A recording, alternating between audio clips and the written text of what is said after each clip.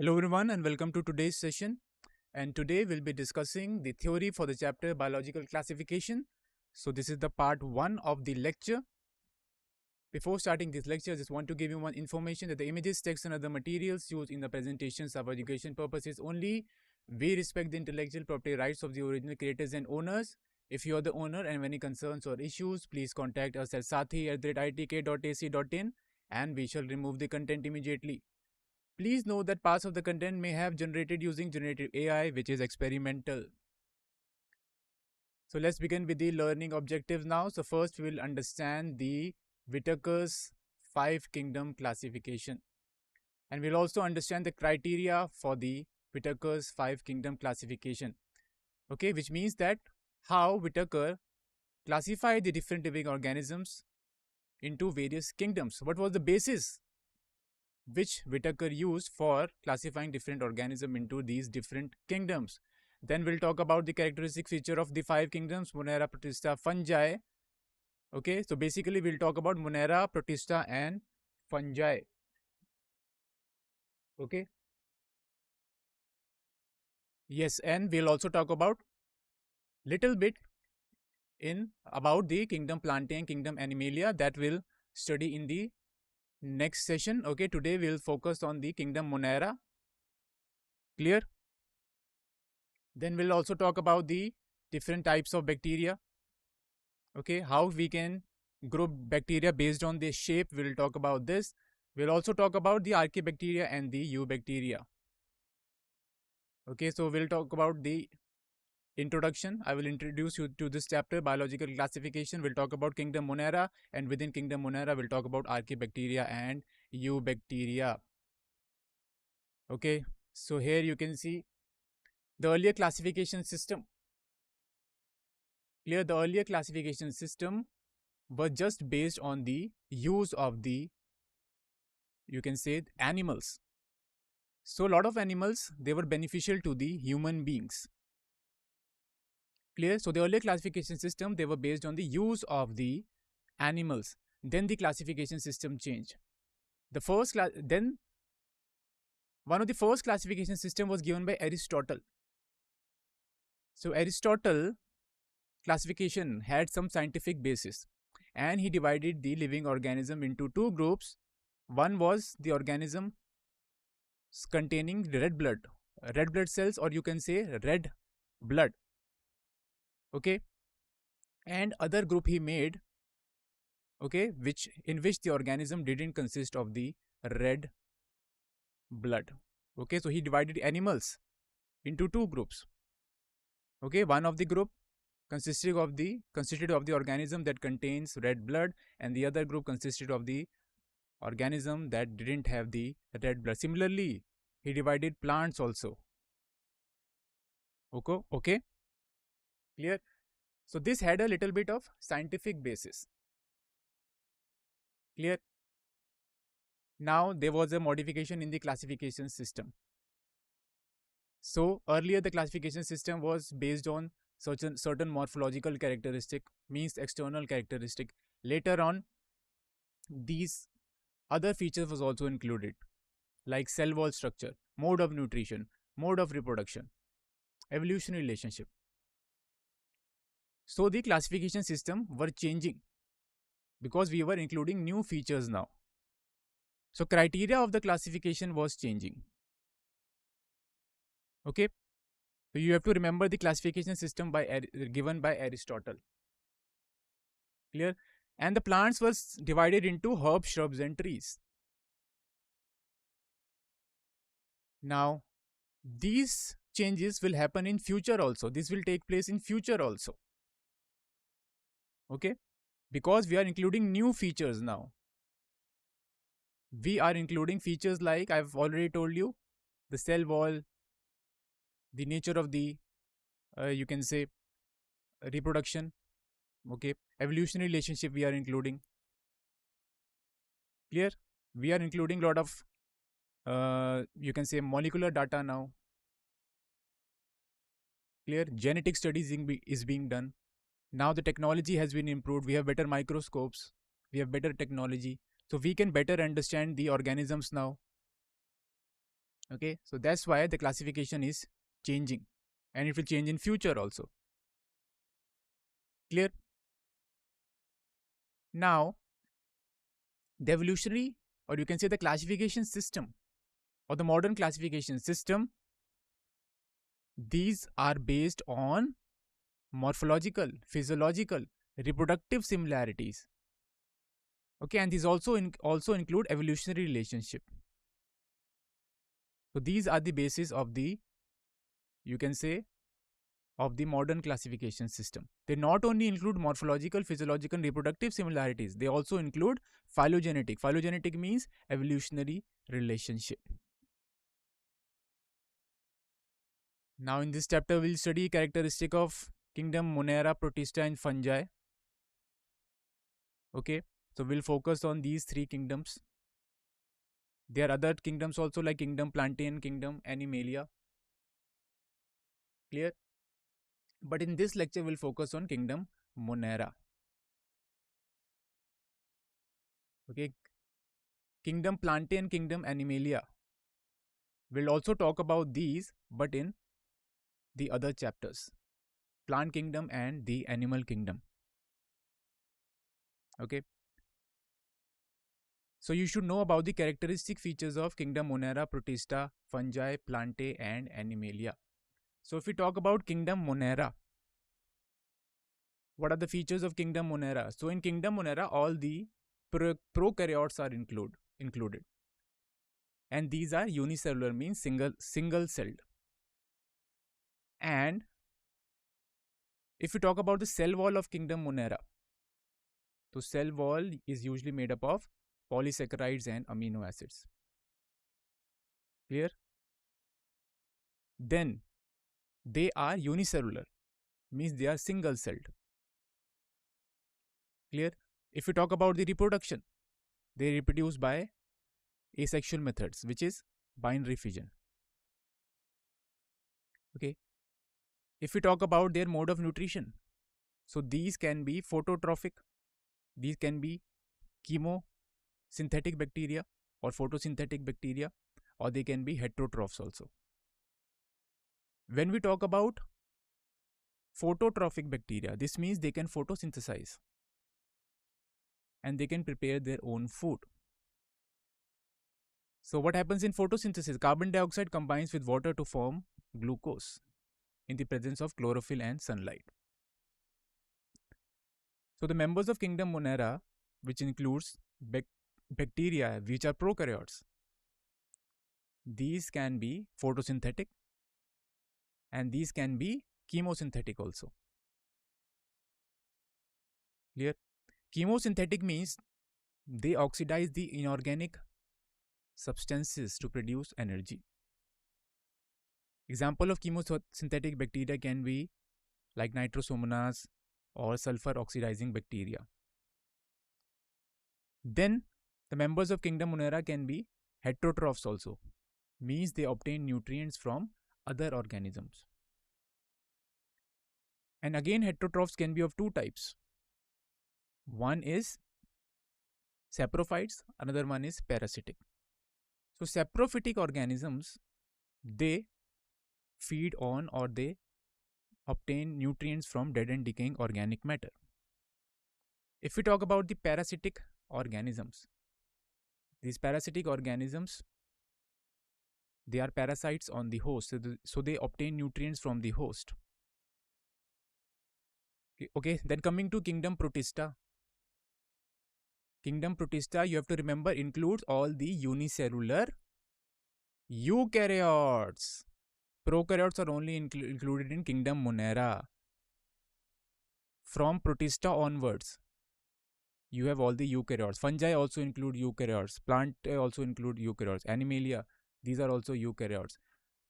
Okay, so you have to remember, Protista includes unicellular eukaryotes. So what is the difference between prokaryote and a eukaryote? Prokaryotes, they lack the true nucleus. They lack the nuclear membrane. They lack the cell-bound, membrane-bound cellular organelles. And if you talk about the eukaryotic cells, they have true nucleus. Okay, they have membrane-bound cell organelles. Clear? So Protista include single-celled or unicellular eukaryotes. Then you can see protist. They can be also heterotrophs or autotrophs. Clear? Then they are also single-celled, like members of kingdom Monera, Protista are also single-celled, means they are unicellular. Clear? Then if we talk about the fungi, if we talk about this cell wall of fungi, it is made up of chitin. Then again fungi, they are also eukaryotes. Okay. Clear? What is the mode of nutrition in fungi? So they are saprophytes, means they are heterotrophs. They feed on dead and decaying organic matter. If we talk about kingdom Plantae, again they are eukaryotes. Okay, cell wall is made up of cellulose. And if we talk about kingdom Animalia, again they are eukaryotes. And there is no cell wall in animals. Okay, animals, they are heterotrophs. Plants, they are always phototrophs. They can photosynthesize. Plants have chlorophyll in them. Okay, chlorophyll is the primary pigment. Chlorophyll A basically is the primary pigment which helps in the photosynthesis. Okay, chlorophyll A molecule absorbs the sunlight and converts light energy into chemical energy. Similarly, cyanobacteria, which is blue-green algae. Okay, this also consists of chlorophyll A, which is similar to the chlorophyll A of the green plants. So that's why members of kingdom Monera, they were photoautotrophs also. They contain chlorophyll A also, which is quite similar to the chlorophyll A of the green plants. Okay, so you should remember the characteristic features of kingdom Monera. Okay, Protista, fungi, Plantae and Animalia. Clear? So we'll basically talk about the 5 kingdom classification in this chapter. So there are other classification systems also. Like there was 2 kingdom classification given by Carolus Linnaeus. Okay, what were the 2 kingdoms given by Carolus Linnaeus? They were kingdom Plantae and kingdom Animalia. But there were limitations to the 2 kingdom classification. Okay, so what were the limitations of the 2 kingdom classification? Let's discuss this briefly. So firstly, first limitation was that this classification system was not able to distinguish between prokaryotes and eukaryotes. Clear? Then this system was not able to distinguish between unicellular and multicellular. Okay. Clear? Multicellular organisms also included here and unicellular organisms were also included here. Then this system was not able to distinguish between the heterotrophic organisms and the phototrophic organisms. All the organisms, they were included in one group only. Like kingdom Plantae, it included fungi also. Fungi, you know, it is a different group. It included bacteria also. It included algae also, plants also. And what was the basis of putting all these organisms into kingdom Plantae? Basis was that all were having the cell wall. Okay, but you know, all these organisms, fungi, bacteria, they are different in other characters also. Okay, clear? Like fungi, they have a cell wall made up of chitin. Plants, they have a cell wall made up of cellulose. Bacteria, they have a cell wall made up of peptidoglycan. Clear? So there was limitation to 2 kingdom classification. Then let's talk about the 3 domain system. So these 3 domain, what happened in the 3 domain classification system? The kingdom Monera were further divided into 2 domains. So kingdom Monera consists of all the prokaryotes. Okay. So what were the 3 domains? Archaea, bacteria and eukarya. These were the 3 domains. Archaea, this included all the single-celled prokaryotic organism. Then bacteria also, Okay, bacteria included the true bacteria. The archaea included the bacteria which lived in the extreme environment. Okay, that's why the name archaea. Archaea included all the single cells prokaryote, and the bacteria included in archaea, these used to live, these lives in the extreme environments. So they are known as extremophils. Okay, then after archaea, there was another domain, bacteria. Bacteria included the true bacteria. So these were also single celled. Okay, so domain bacteria included the true bacteria. Then the third domain, eukarya, it included all the eukaryotic organisms. Okay, so protista, fungi, plantae, and animalia, these were all included in the domain eukarya. Now you can see this can be also called as 6 kingdom classification system, as monera is divided into 2 groups. Okay, so this can be also called as six kingdom classification. Okay, so again there were 3 domains, archaea, bacteria, and eukarya. Archaea and bacteria, this included the prokaryotes, single cell prokaryotes. Okay, archaea included the extremophils, and bacteria included the true bacteria, and eukarya included all the eukaryotic organisms. Clear? Now, in this session, we'll discuss kingdom monera in detail. Okay, so let's start with this. Bacteria, they are the sole members of the kingdom monera. Bacteria, you know, they are the prokaryotes. Mean prokaryotes are included in the kingdom monera. Clear? What are the features of prokaryotes? Prokaryote, they lack the true nucleus. Means they don't have a nuclear membrane. Clear? So they lack the true nucleus. Instead of the nucleus, they have nucleoid. So what is nucleoid? Nucleoid is the irregularly shaped region that consists of the genetic material in case of bacteria. What is genetic material in bacteria? DNA. So DNA is not enclosed, it is not present within the nucleus. So there is no true nucleus. Instead of nucleus, there is a nucleoid. Nucleoid is a region where the genetic material is present. What are the other features of prokaryotes? It consists of, okay, it doesn't consist of cell bound or membrane bound cell organelles. So bacteria, which is a prokaryote, they are the sole members of the kingdom monera. Okay, they are the most abundant microorganisms. So bacteria, they are most abundant microorganisms. They are present everywhere. Here they are present in hot springs also. They are present in the very cold temperature also. They are present in deep oceans also. Here, so bacteria occur everywhere. They are cosmopolitan. And hundreds of bacteria are present in handful of the soil. So if you pick up the soil, there will be millions of bacteria in it. There are bacteria on your hands. There are bacteria on your skin. There are bacteria are everywhere. They are even present in the air. They can be present in the form of spores.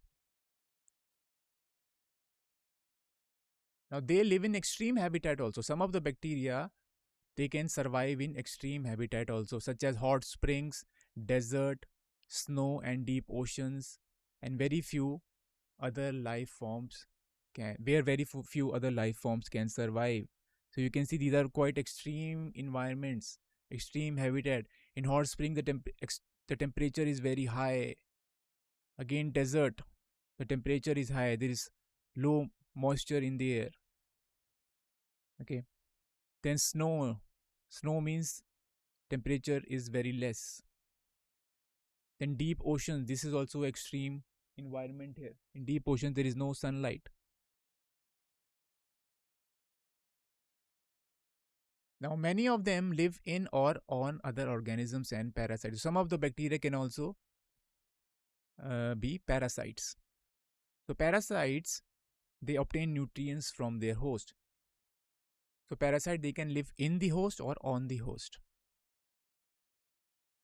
Clear? And they obtain nutrients from the host. So in parasitic interaction, the parasite is benefited, but the host is, you can say, is not benefited, or host is harmed,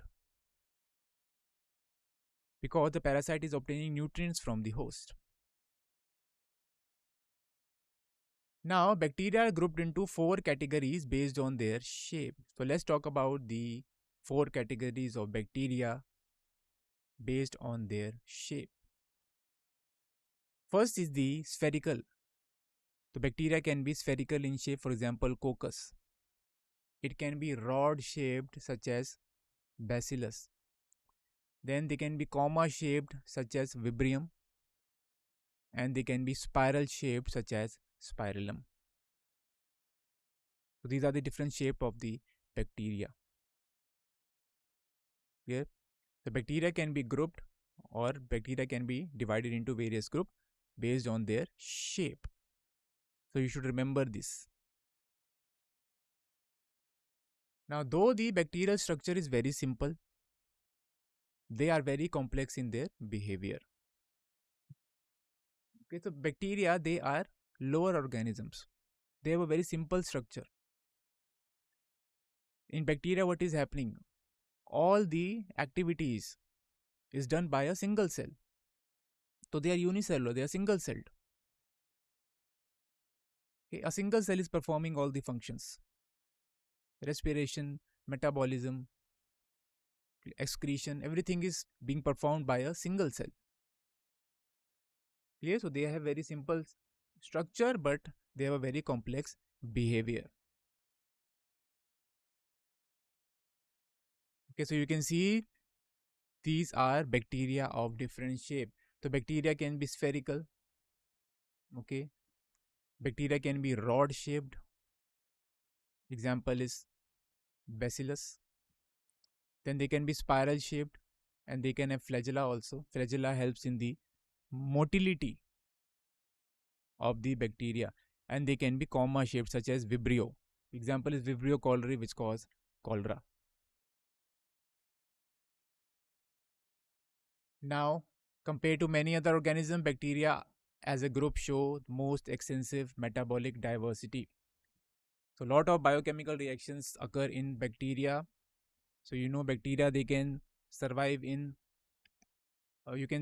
in extreme habitat also, and they are present everywhere. So they are very diverse metabolic. They have extensive metabolic diversity, which helps them to survive in different environments. Now, some of the bacteria are autotrophic, and they synthesize their own food from inorganic substrates. So autotrophic means, auto means self. So they are autotroph, they can synthesize their own food from inorganic substances. Like in photosynthesis, what happens?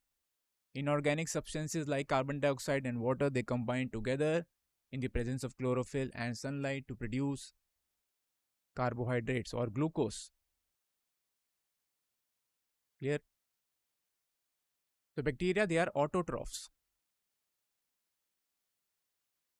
Now, they may be photosynthetic autotrophs or chemosynthetic autotrophs. Photosynthetic autotrophs means they can photosynthesize. They are photosynthetic bacteria. Like cyanobacteria, it can photosynthesize. It is known as blue-green algae.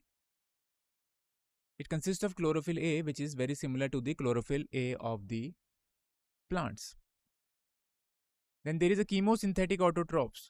So chemosynthetic autotrophs, they can oxidize the inorganic substances to produce energy. Examples are nitrosomonas or sulfur oxidizing bacteria.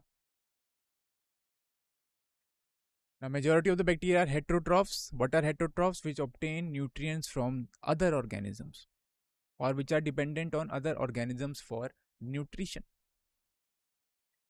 Okay, so they depend on other organisms or on dead organic matter for food. So when we talk about heterotrophs, within heterotrophs, there are two things, okay, or two categories you can say. First one is the parasitic. Second one is the saprophytic. So parasitic is when the bacteria is a parasite on the host. It obtains nutrients from the host. Next one is saprophytic. In saprophyte, what happens? The saprophyte, they feed on the dead and decaying organic matter. They obtain nutrients from the dead and decaying organic matter. So they can secrete enzymes, digestive enzymes, which can degrade the organic matter, and then they absorb the nutrients from this degraded organic matter or decomposed organic matter.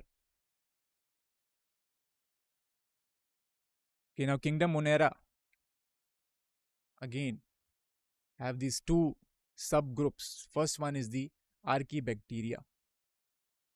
So Archaebacteria, they are the primitive bacteria. They live in extreme environments. That's why they are known as extremophils. Okay, so they can live in hot springs, deep ocean vents. Okay, deep ocean vents.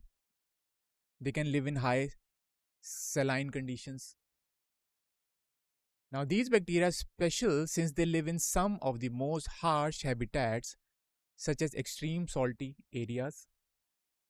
Okay, they are known as halophiles, which live in extreme saline conditions. Okay, they can live in hot springs where the temperature is very high. They are known as thermoacidophils. They can live in marshy areas. Clear? And they are the bacteria which live in marshy area. They are known as methanogens. Clear?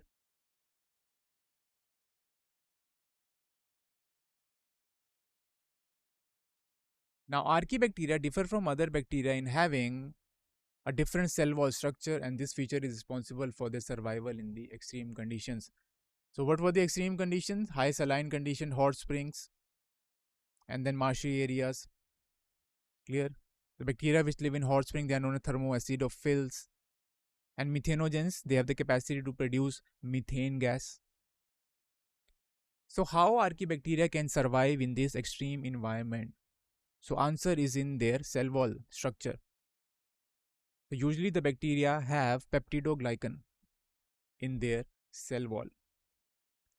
But Archaebacteria, the cell wall of the Archaebacteria is quite different. So cell wall, what is the component of the cell wall, or what is the composition of the cell wall of the Archaebacteria? So the cell wall consists of pseudomurine instead of the peptidoglycan. It can also contain certain glycoproteins, okay, certain complex polysaccharides. Okay, so there is no peptidoglycan. Instead of peptidoglycan, you have pseudomurine or glycoproteins or some complex polysaccharide. So cell wall is different, and due to this cell wall, they are able to survive in the extreme conditions. Now let's talk about the methanogens. So what are methanogens? Okay, as the name suggests, methanogens, they can produce methane gas. Okay, and where are methanogens present? They are present in the gut of several ruminant animals such as cow and buffaloes, and they are responsible for the production of methane gas, which is a major component of the biogas. Biogas is a biofuel. Okay, so this methane can be produced from the dung of these animals using methanogens. Clear? So methanogens come under Archaebacteria. Now let's talk about Eubacteria. So Eubacteria, they are the true bacteria. Clear? So there are thousands of different Eubacteria or true bacteria. Archaebacteria, they are the primitive bacteria. And they are characterized by the presence of rigid cell wall, and if motile, they consist of the flagellum also. The cell wall of Eubacteria is different from that of Archaebacteria. So here the cell wall consists of peptidoglycan. And they also consist of a flagellum, which helps them to move. So they help in the motility of the Eubacteria. Clear? The peptidoglycan, which is a component of the cell wall of the Eubacteria, this is a complex carbohydrate. Clear? Let's talk about cyanobacteria. They are also known as the blue-green bacteria. They have chlorophyll A similar to green plants and are photosynthetic autotrophs. So again, question can come from this line. Okay. What is the mode of nutrition in cyanobacteria, also known as blue-green algae? So cyanobacteria, they are photosynthetic autotrophs because they have chlorophyll A. So chlorophyll A, if we talk about plants, it is the primary pigment in plants also, which helps to capture the light energy. Clear? So this chlorophyll A, which is quite similar to the green plants, is present in cyanobacteria also. So it can photosynthesize. It can convert light energy into chemical energy, or it can convert, you can say, light energy simply into food. That's why it is known as photosynthetic autotrophs. It can prepare its own food using light energy or using light. Cyanobacteria, they are unicellular, or they can be colonial or filamentous. They can live in fresh water or marine water, or they can be terrestrial also. Okay, so this is an image showing you filamentous blue-green algae. So you can see this is nostoc. Nostoc is a filamentous blue-green algae, means it is a cyanobacteria. What is special about nostoc? First of all, it consists of a specialized cells known as heterocyst. So within this heterocyst, nitrogen fixation can take place. The atmospheric nitrogen fixation can occur in the heterocyst. Again, question can come from here. What is the function of heterocyst? It also consists of a mucilaginous sheath around it. Clear? So it is a blue-green algae, means it can photosynthesize. It consists of chlorophyll A pigment. The colonies are generally surrounded by gelatinous sheath, as shown in the figure. They often form blooms in the polluted water bodies. Okay, so what does this mean? They form algal blooms in polluted water bodies. So what happens? Due to excessive nutrients, especially nitrogen and phosphorus, there is extensive growth of the algae. This is known as algal bloom. Now, as the algae dies, okay, a lot of organic matter will be accumulated, and this algae will now decompose, and for decomposition oxygen is required. Okay, so now decomposition of the algae is utilizing the oxygen, so this increases the BOD, means biological oxygen demand, for the other aquatic animals. So it can be dangerous to other aquatic animals because there will be lack of oxygen for them, because oxygen is being used for decomposing the algae. Okay. Now, some of these organisms can fix atmospheric nitrogen in specialized cells called heterocyst. We've already talked about heterocyst. Okay, what are the examples? Nostoc and Anemona. So they have heterocyst in which they can fix the atmospheric nitrogen. And let's talk about the chemosynthetic autotrophs. So autotrophs can be of two types, photosynthetic autotrophs or chemosynthetic autotrophs. What are chemosynthetic autotrophs? So these bacteria can oxidize various inorganic substances such as nitrates, nitrites and ammonia, and use the release energy for their ATP production. Okay, example is sulfur oxidizing bacteria. Okay, or they can also utilize nitrates, nitrites and ammonia. Okay, they can oxidize these inorganic substances. Okay, and they can use the release energy for ATP production. Now, they play a great role in recycling nutrients like nitrogen, phosphorus, iron and sulfur. So again, you should remember this chemosynthetic autotrophic bacteria, they help in the nutrient cycling. Okay, as they use inorganic substances for energy production. So in this process, okay, what they do? They help in the nutrient recycling. Nutrient recycling is very important. Okay, you can say all the nutrients they again return to the soil and they are absorbed by the plants.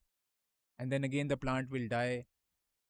Okay, the organic matter will be decomposed. These bacteria will act on the you can say dead and decaying organic matter. This organic matter will be converted into inorganic substances. Okay, and then mineralization will take place. Okay, basically nutrient recycling is occurring here.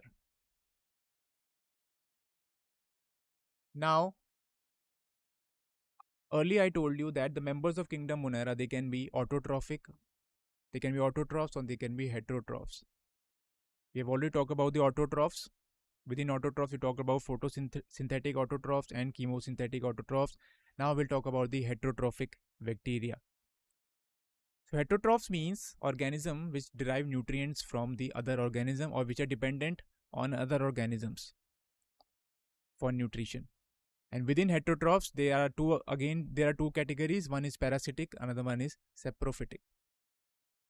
So heterotrophic bacteria are most abundant in nature, and the majority are important decomposers. So they are known as decomposers. They decompose the organic matter. Now, most of them have a significant impact on human affairs. Let's understand this. Some are helpful in making curd from milk. So, you know, lactobacillus, which is a lactic acid bacteria. This can convert milk into curd. Then they produce a lot of antibiotics also. Clear? Like streptomycin is an antibiotic. Then they are also involved in fixing nitrogen in leguminous plants. So they can form nodules there. Clear? So these are some of the benefits of these bacteria. They can be used for human welfare as well because they are producing antibiotics. Some are pathogens also. Clear? So pathogens, what are pathogens? Organisms which can cause disease. So some are pathogens and they cause damage to human beings because they cause a lot of diseases. They can damage crops also. Again, they can cause disease in crops. They can cause damage to animals as well as the pets also. Like cholera, which is caused by Vibrio cholerae. This is a disease caused in humans. Then typhoid caused by Salmonella typhi. Okay, then tetanus, citrus canker. They are all well-known diseases caused by different bacteria. Now, bacteria reproduce mainly by fission. So this is a kind of asexual reproduction.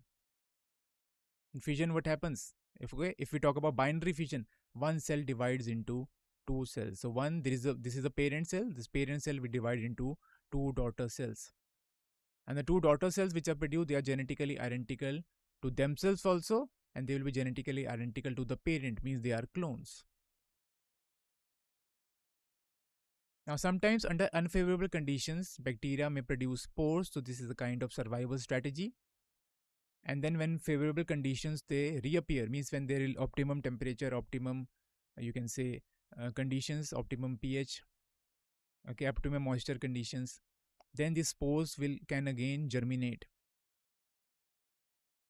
Clear? And then again it can form a vegetative cell which is capable of growth and reproduction.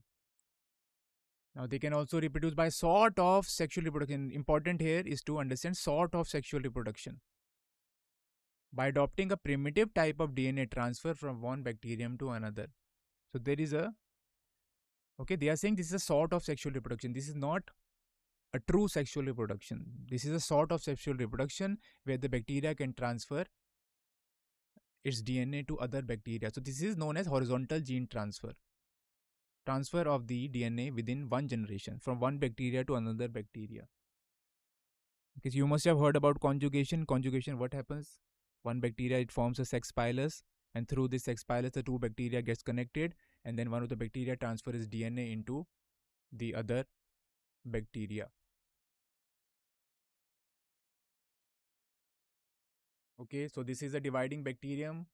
One cell is dividing into two. This is a cell wall of the bacteria. This is a cell membrane. And this is the DNA, which is the genetic material of the bacteria. The one cell is divided into two daughter cells.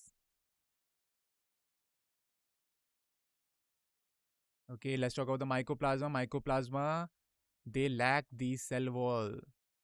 So because they lack the cell wall, so that's why they are the smallest known living organisms and they can survive without oxygen.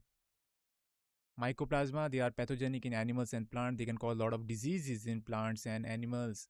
Let's talk about, okay, let's now summarize the entire theory that we have discussed. We talked about the five kingdom system of classification given by Whitaker in 1969.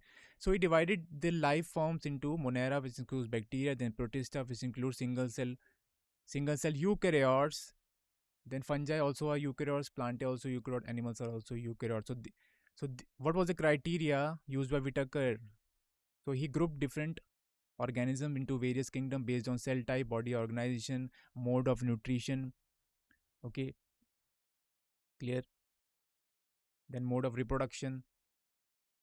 Now we have also talked about the two kingdom system classification given by Linnaeus in 735. So he divided the living organisms into two kingdom Plantae and Animalia, but there were a lot of limitations of two kingdom classification. Then there was a three domain system given by Wies in 1990. Okay, what were the three domains? Bacteria, Archaea, and Eukarya. Now we talked about the kingdom monera. So this consists of the prokaryotic organisms. Okay, it consists of the true bacteria and the Archaebacteria. They are single cell, means they are unicellular. They lack the nuclear membrane. They reproduce by binary fission and they are found everywhere. Okay, so this was the end of the theory. Let's start with the DPP of this chapter. Okay, so this is the DPP that we are going to discuss now. Let's start with the first question. Which of the following bacteria is responsible for producing methane, which is a major component of the biogas from the dung of the ruminant animals? Okay, so which bacteria have the capability to produce methane from the dung of ruminant animals? What are the options? Halophiles, thermoacidophiles, methanogens, and cyanobacteria. What will be the correct answer?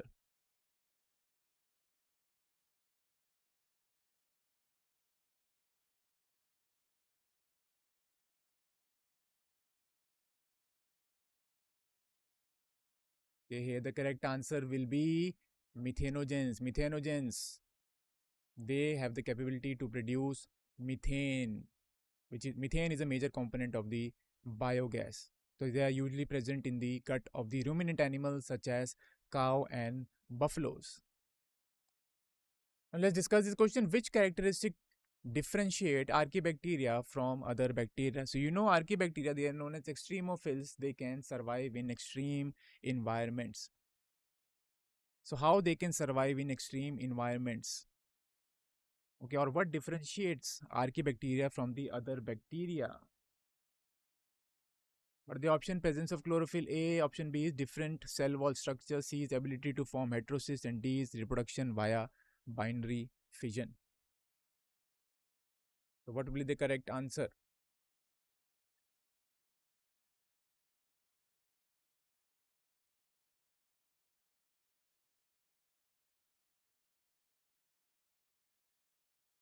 The correct answer is different cell wall structure. So Archaebacteria, the cell wall of Archaebacteria, they consist of pseudomurine, some complex polysaccharides or glycoproteins. Whereas the Eubacteria, the cell wall of the Eubacteria is consist of peptidoglycan. So there is no peptidoglycan present in the cell wall of Archaebacteria. The next question, cyanobacteria, also known as blue-green algae, are classified as chemosynthetic, autotroph, photosynthetic, heterotrophs, then photosynthetic, autotrophs, and parasitic organisms. So what will be the correct answer here? So you know autotrophs, they can prepare their own food. Heterotrophs, they are dependent on other organisms. Then autotrophs can be of two types, photosynthetic or chemosynthetic. Autotrophs can be of two types, parasitic or saprophytic. So what will be the correct answer here? Cyanobacteria, they consist of the chlorophyll A, which is quite similar to the chlorophyll A of the green plant. So answer should be they are photosynthetic autotrophs. Let's discuss this question. Which structure is absent in the mycoplasma? So mycoplasma, they are the smallest living organisms. Why they are smallest living organisms? So what are the options here? Cell membrane, flagellum, cell wall, and DNA.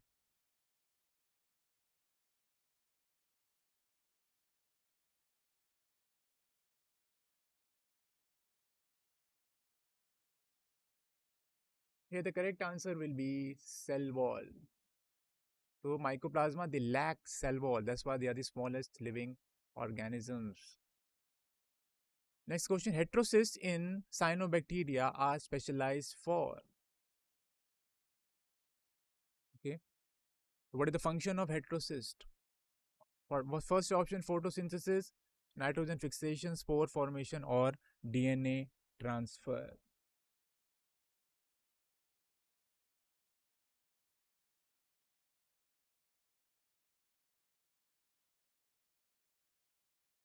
So the answer is nitrogen fixation. Okay, so we have completed the DPP also. Okay, so all our answers are correct.